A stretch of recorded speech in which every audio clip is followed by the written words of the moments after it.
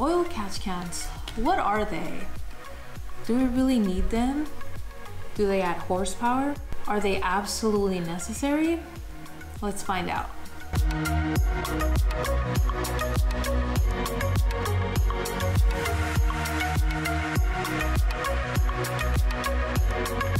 Hey everyone, welcome back to my channel. Today I want to talk to you guys about oil catch cans and air oil separators and hopefully get a discussion going about their usage, prices, benefits, and differences.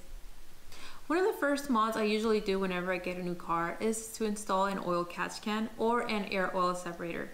Now that's assuming the car didn't come with one to begin with, of course.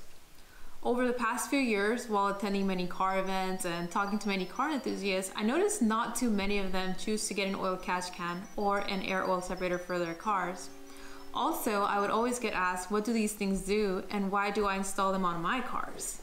So what is an oil catch can anyways? Well, I have some here with me by 3 different companies. One from Ford Performance, one from JLT, and one from Mishimoto.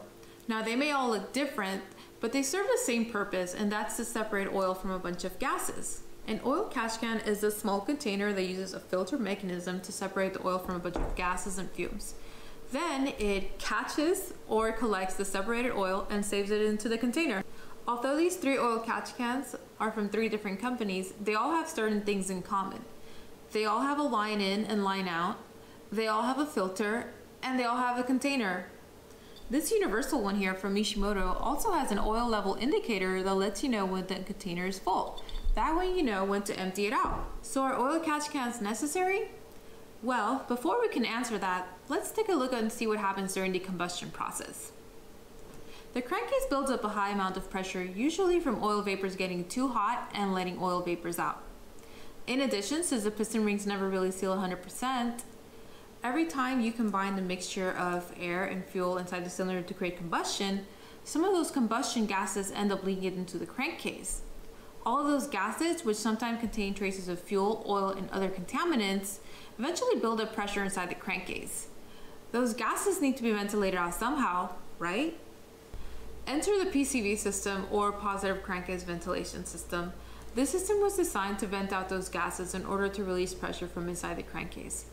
But we can't just release them back into the atmosphere because of emissions and regulations. So those gases are routed back into the intake system.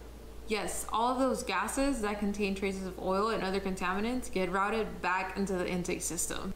Over time, this extra oil and possibly other contaminants can build up on the intake valves and cause a number of problems, one being reduced engine performance.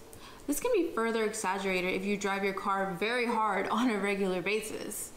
Reduced engine performance may not sound like a big deal on a non-performance car, but in my opinion, it is not acceptable on a high-performance car, especially if you want to keep your car running healthy for a very long time. So you can do this.